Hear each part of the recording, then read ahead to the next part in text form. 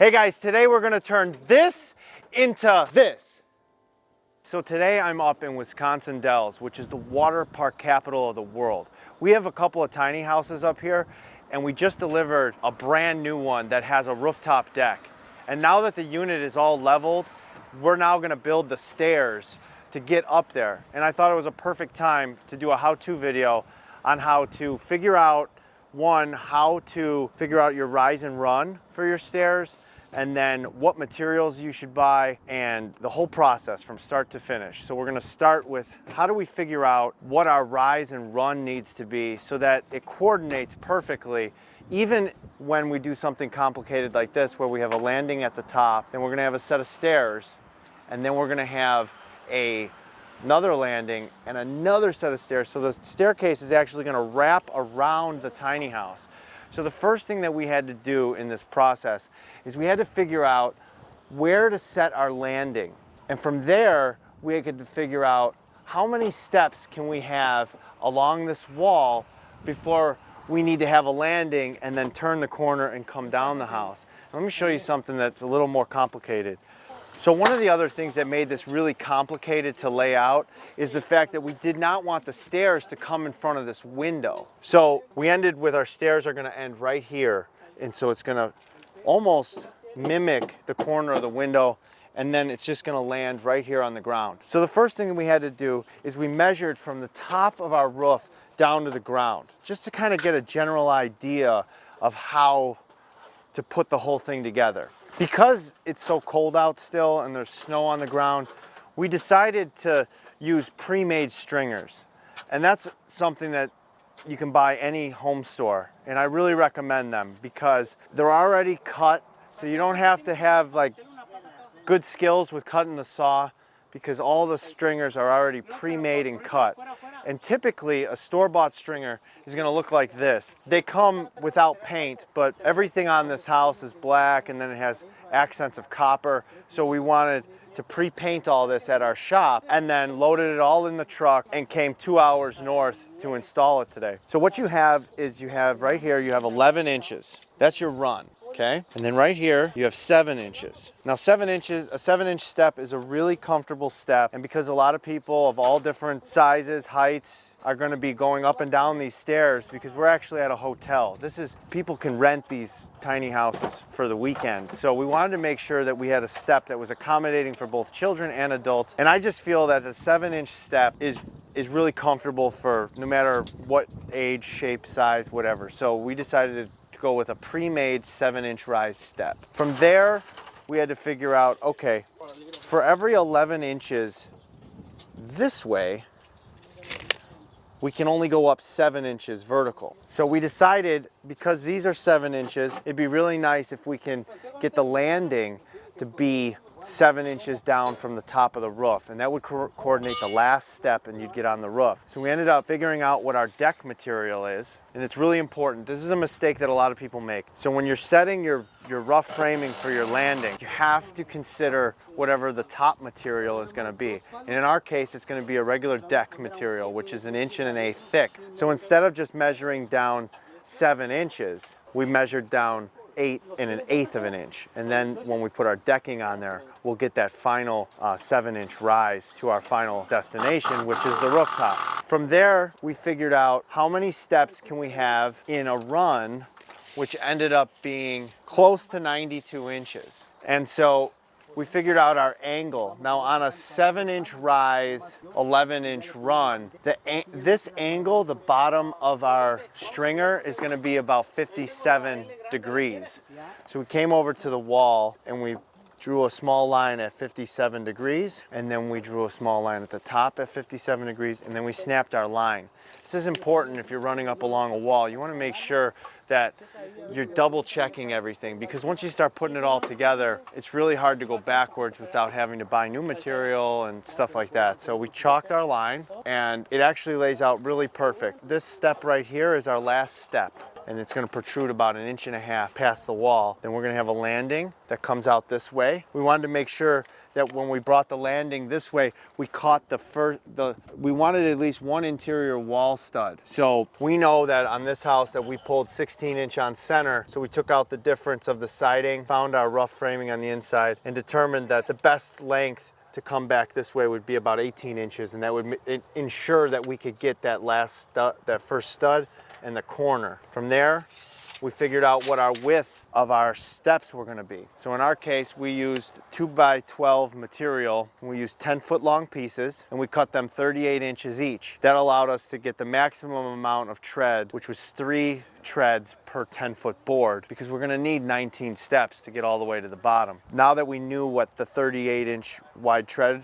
was gonna be, we knew that we had to come out from the corner 38 inches, plus our 18, which gives us a landing of 57 inches on the bottom here. And that's gonna pull off this way. And then the landing will act as one of the steps. So we take into consideration that 7 inches, and then our stair stringers go to the bottom. Now we're gonna fast forward and we're gonna start putting the whole thing together. You need to go down? Okay, so what we're doing now is we're leveling our last landing. We've got our top one, now we've got this one. Now because this is all temporary, the owner of this unit isn't sure if they're gonna keep this in this location permanently. And with the ground still thawing, we decided to use these deck post bases. It's a nice solution for a temporary fix like this, but if it's a more permanent situation, you absolutely want to make sure that these are anchored in concrete. But for the time being, while the ground thaws and they're not sure if this unit is going to stay in this location or move to a different location, these will work really well. And in climates that don't freeze, these would work as long as you're on really solid ground. And what we've done is we've set our posts up to where now we can transition for our railings.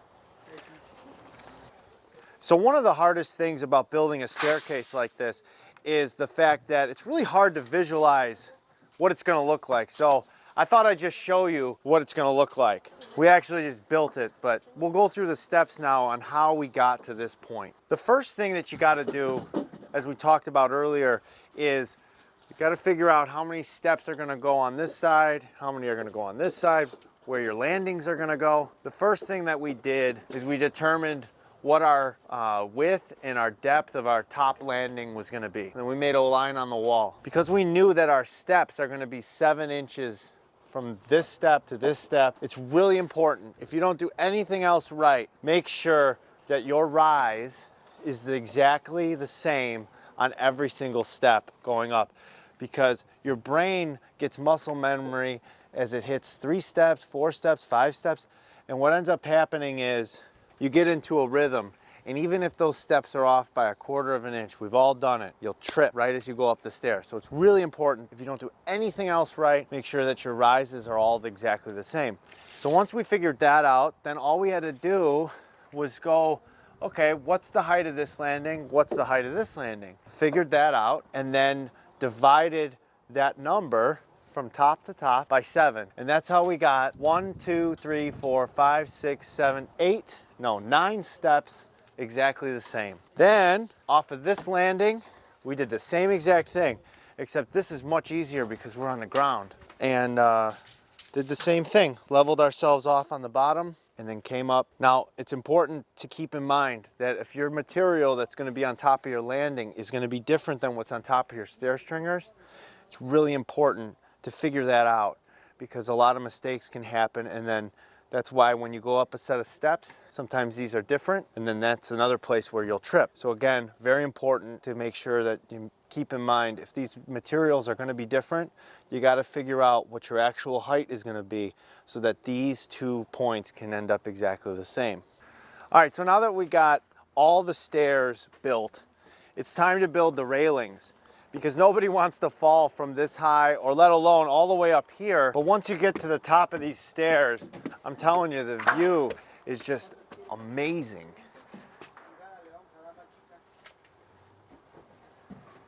So one of the first things that you want to do before you start measuring railings is you got to get all the rest of the posts in place. Now, I like to not go wider than 6 feet, whenever I'm doing railing sections, especially in this case because we're going to use pre-built railing sections, which I'm going to show you in a minute. So the first thing we want to do is get all the rest of the posts in place.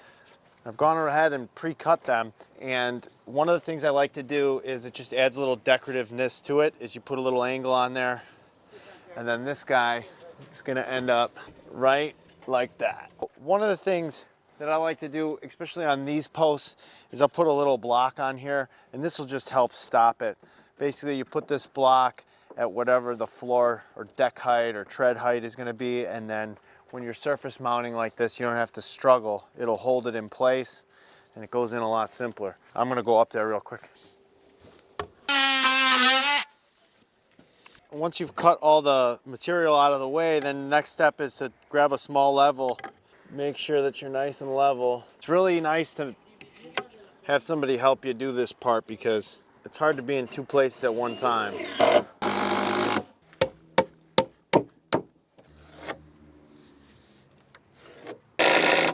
Okay. So the type of screw that we're using is a Ledger headlock screw made by Fastmaster. See, Fastmaster headlock screw. So what's nice about these screws is they act like they have the strength of a lag bolt. They're super strong. The problem that I run into is they've made their own tip, and it's one of the most frustrating things when you can't find what they call a spider drive, but it locks in really good. I mean, usually locks in real good. Pulls it nice and tight. And that isn't going anywhere. Daddy wants it. Hey. That's it. Okay. So, oh yeah, it is. Is it? It's close enough for horseshoes and hand grenades. So the first thing we got to do, got to cut this, whatever this angle is. See, it's a little different. So that angle is a 29. While Joe's cutting our first piece so we can kind of test things out, I'm going to go through what we actually did. Sometimes it's really difficult to figure out what all this is going to be. But if you make all of your tread heights exactly the same as you should, then it becomes really easy to do this process. Because what we did is we laid the material across the top of the treads, because we know that that's all equal. And we pull it tight to our posts, which we installed all of our posts. What I recommend above all else is start a process, finish a process. So whatever you're going to start, finish that process entirely so that you don't have to switch between different tools and all that kind of stuff. So we finished all the posts, so now we'll start putting all the railings in. And that makes it really easy to set the material right on the top of the treads, all the way down, pull it tight to the posts, make our marks. Once we've done that, you'll see what happens in a second when Joe brings back the piece. And That'll be the top railing. Yeah. And it fits perfect, just like that. Okay. All right, so we have to make a slight adjustment. We're going to be using these brackets today that I found at the store. I've never used them before, but they seem like they're going to make this process really easy. So one of the tricky things about when you got a post like this and then you're trying to put these railing sections in is how do you get the screws into the railing section? So I found these at the store, and I think this is a very slick solution to our problem. So what they have here is they've got a wide set of holes, and these are going to be for our post, and then they're countersunk so the screws will sit flat. Then on the back side, these two holes are going to be for our railing section. They'll also be countersunk and they'll sit flat. So then when we go to put our railing up, we'll just fasten these two the top and bottom screws, and that'll hold ourselves tight to our post. When doing spindles like this, it's really nice because I recommend for outside projects like this, if you don't have a lot of time or experience with this type of stuff, to definitely use pre-made kits. So this is a pre-made kit for railings. All of this is.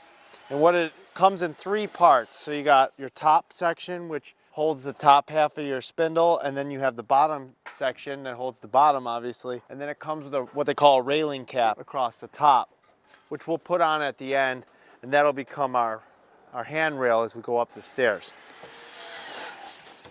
Then, most of these kits, when you go to the store, whether it's a Home Depot or a Lowe's, or a Menards, they have a lot of different styles of spindles to choose from. And they go in pretty easy most of the time, but these, we pre-painted everything, so everything's a little tight. So sometimes you gotta work, whichever side holds it really well, that's the side you wanna put it in. So like right now, these are kind of floppy. So I'll put it in the top section because it's nice and tight, and then that'll hold it. The hardest thing about doing railing sections like this is trying to line up all the spindles correctly. You get them all in place like this, and then you hope that they don't fall.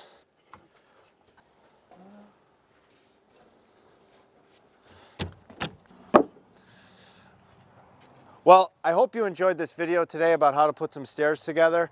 I gotta finish this up, so I'm gonna let you go. But if you have any questions about stairs or anything building construction related, or you'd like to see a video on how to do something else, leave those things below and I'll be happy to make a video on how to do anything that you're interested in and answer any questions you have. Don't forget to like, share, and comment on this video. And if you haven't subscribed to my channel, hit that subscribe button and we'll see you next time.